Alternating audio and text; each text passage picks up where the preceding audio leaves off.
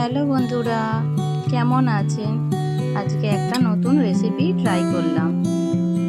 ছেলের আবদার, মা ডিম সোয়াবিন তো খেয়েছি, একটু নতুন ধরনের করো।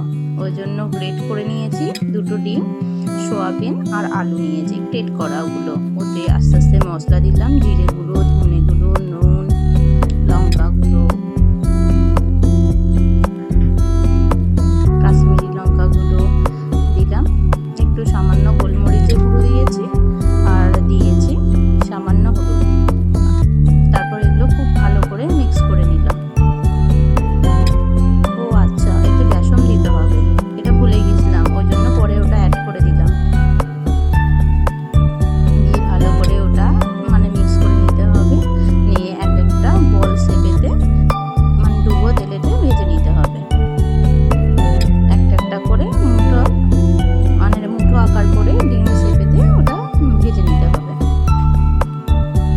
এবার একটা একটা করে মুঠো আকার করে ওটা ভেজে নিচ্ছি।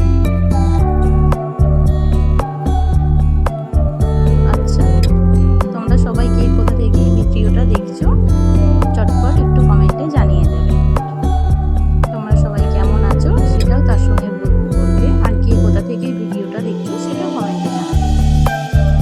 দেখো বন্ধুরা, কথা বলতে বলতে এতগুলো দেওয়া হয়ে গেল। এবার একটু ব্রাউন শেপ করে ভেজে নেবে, ডিপ হাইতে রাখবে না, মিডিয়াম আঁচেতে রেখে সুন্দর করে লাল লাল করে ভেজে নেবে। কিন্তু শুধু খাওয়া যাবে। তারপর ওই তেলেতে একটা আলাদা কড়াই নিয়ে ওতে আস্তে আস্তে গোটা গরম মশলা, তেজপাতা, শুকনো লঙ্কা, গোটা গরম মশলা সব এক একটা করে মশলা দিয়ে একটু ফোড়ন দিয়ে নেব। জিরে,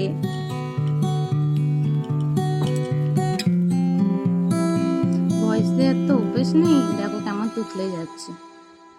ভিডিওটা ভালো লাগলে একটু লাইক কমেন্ট শেয়ার করবে। এখন বলতে বলতে সব গরম মশলাগুলো দিয়ে দিলাম, একটু সুন্দর স্মেল উঠবে সেই পর্যন্ত ওয়েট করবে। তারপর আস্তে আস্তে ভেজে নেবে। দেখো খুব সুন্দর স্মেল উঠেছে। তারপর ওতে আদা রসুন,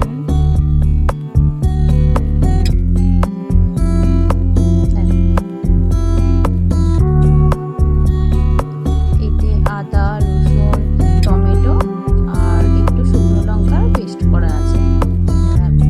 এবার তারপর ওই পেস্টের মধ্যে হলুদ, লঙ্কা, জিরে গুঁড়ো, ধনে গুঁড়ো, কাশ্মীরি লঙ্কা গুঁড়ো আর একটু গরম মশলার গুঁড়ো দিয়ে একটু ভালো করে মশলাটা কষিয়ে নেব।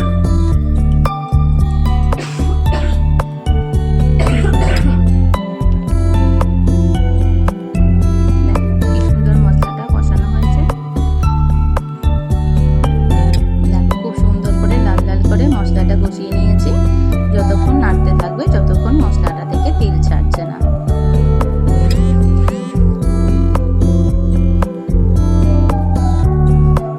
সুন্দর করে মশলাটা কষিয়ে নেবে। কষিয়ে নিয়ে ওই মিক্সি ধোয়া জলি একটু সামান্য দিয়ে দেবে ওতে। দিয়ে তারপর আলু একটু সিদ্ধ করে রেখেছিলাম, রান্নাটা তাড়াতাড়ি হয় বলে, বেলাও হয়ে গেছিল, ওই জন্য সিদ্ধ করা আলুটা নিয়ে মশলার সঙ্গে ভালো করে কষিয়ে নেব। তাই মশলাটা সুন্দর করে কষানো হয়ে যাবে। তাতে সামান্য মিক্সি ধোয়া জলই অল্প করে দিয়ে দিয়েছি, আর একটু কাশ্মীরি লঙ্কা গুঁড়ো অ্যাড করলাম কালারের জন্য। খুব সুন্দর হয়েছিল, টেস্টও দারুণ, অসাধারণ টেস্ট হয়েছিল।